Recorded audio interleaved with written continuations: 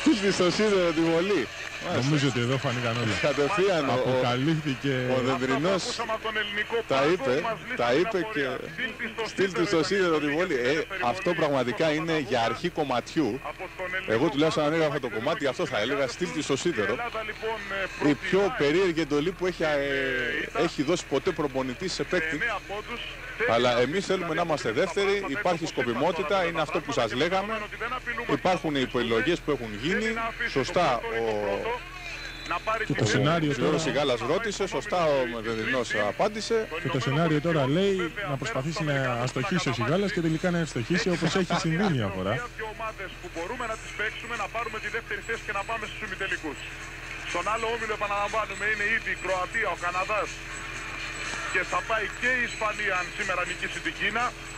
Τρεις ομάδες με τις οποίες θα έχουμε να δώσουμε τρία πάρα πολύ δύσκολα παιχνίδια. Για να δούμε, Σιγάλας. Όχι, δεν γίνονται αυτά τα πράγματα. Το σενάριο μου επαληθεύτηκε τελικά. Δεν γίνονται αυτά τα πράγματα. Ο Σιγάλας κλαίει που έβαλε τη βολή. Και βέβαια τώρα θα ανοίξουμε όλους τους διαδρόμους προς τους Πορτορικάνους να βάλουν το καλάθι. Θα κάνει φάουλ.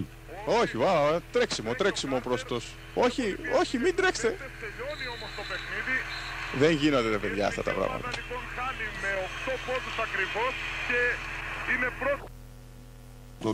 Λοιπόν, υπήρξαν άλλα πράγματα που όλοι τα ξέρουμε που γίνανε.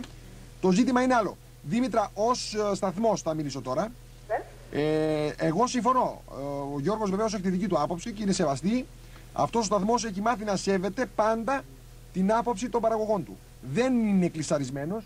Και εγώ από τους ακροατές να μην κάνω τα κέφια τα δικά μου. Δεν υπάρχει πιο ηλίθιο πράγμα από το να κάνεις τα κέφια του άλλου.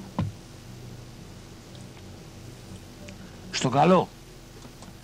Αύριο το βράδυ πάλι μαζί. Αρχίζει το μπασκετάκι σου τελειώνει. Την Παρασκευή το τελευταίο μάτς. Εδώ θα μας τα λέμε. Από εκεί πέρα αρχίζει το μαρτύριο σου κάποια στιγμή τις μεταγραφές. Αρχίζει από αύριο τυπικά, αλλά δεν ξέρουμε πότε θα τελειώσει. 25 είναι το φιρμάνι που έστειλε η ΕΣΑΚ σε όλα τα σωματεία ότι αρχίζουν οι μεταγραφές. Οπότε από αύριο μπαίνουμε στην διαδικασία. Χριστό, σε παρακαλώ πολύ, ας κρατήσουμε ένα λεπτό έτσι. Και ας μην μιλάμε, ρε παιδί μου. Ας μην μιλάμε. Πάει να λιπανιστεί, ξέρω εγώ, και πες κάτι. Κάνει μια προσευχή, νυχτερινή. Δεν μου λες, πιτζάμες φοράς τώρα όταν κοιμάσαι. Δηλαδή με την τριβέλα... Γιατί αυτό το πράγμα που κάνουμε εμείς δεν είναι δημοσιογραφία.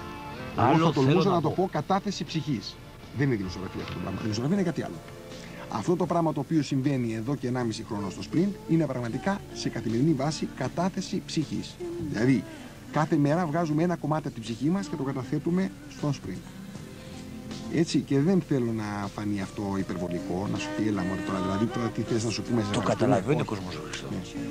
Είναι ότι έχουμε πάρει εμείς προσωπικά ένα στοίχημα, ο κόσμος μας ξέρει, μας έχει ζήσει και σε περίεργες στιγμές. Ο Σχέμπης να βγαίνει και να κλειδώνει από μέσα το στούντιο για να μην μπορείς να μπεις εσύ μέσα μια μέρα που άργησες και να λέω μπινελίκια διάφορα να πούμε. Έτσι. Και να γίνει ένα σπάν τα τηλέφωνα μετά τι θέλει να πει ο Σχέμπης όταν θα κλείσει ο σταθμός κτλ. Όταν έλεγα να φυλάξετε κάπου μέσα στην καρδιά σας αυτό το κομματάκι, ένα μικρό κομματάκι και να θυμάστε με αγάπη το sprint όταν δεν θα υπάρχει. Έτσι. Δηλαδή σε στιγμές πλήρους απόγνωσης πλέον, όταν δεν φτάνουμε. Δηλαδή. Δεν μπορεί άνθρωπος που δεν έχει περάσει από εδώ πέρα μία ώρα να δει. Να πω κάτι τελευταίο. Αν και τελευταίο θα είναι 2 παρά 20 ώρα. Άμα στο πω αυτό θα φύγουμε κατά τις 10 αύριο το βράδυ από εδώ.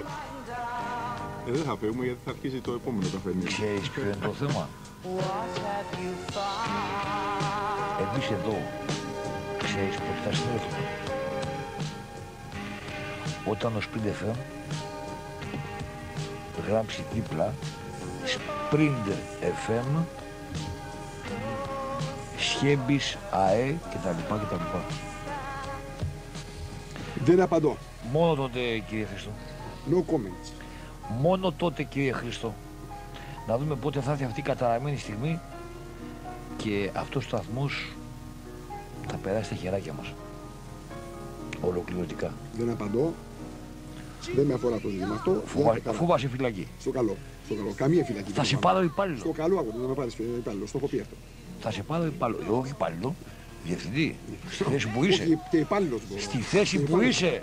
Δεν με συμφέρει. Και σκουπί, και εδώ να αδειάσουμε. Δεν με συμφέρει. Αυτό εδώ πέρα πρέπει να το αδειάσουμε. Οπωσδήποτε θα αρχιστούν τα τέτοια, το καλάθι εδώ πέρα. Κυριολεκτικά δίπλα μας. Θα έρθει καθαρή Εγώ ζωή. μπορώ να το κάνω και αυτό. Θα γίνει σκιά ζωή. Δεν έχω ένα πρόβλημα. Βοηθός σκιά ζωής. Βοηθός σκιά ζωής. Ακόμα καλύτερα. Λοιπόν, μόνο τότε στο Έχουμε διαπιστώσει απόψε αυτό, το έχουμε συζητήσει. Είναι στάση ζωής ολόκληρη. Έτσι δεν θέλουμε να προσωπική διαδικασία. Δεν αφορά κανένα από τους ακροατές. Κανένα. Είναι προσωπικά θέματα δικά μας να τα λύσουμε. Νομίζει κανείς ότι από τους δυο μας ότι δεν έχει λυθεί το θέμα αυτό. Εγώ θεωρώ λυμένο το θέμα. Εγώ δεν το θεωρώ.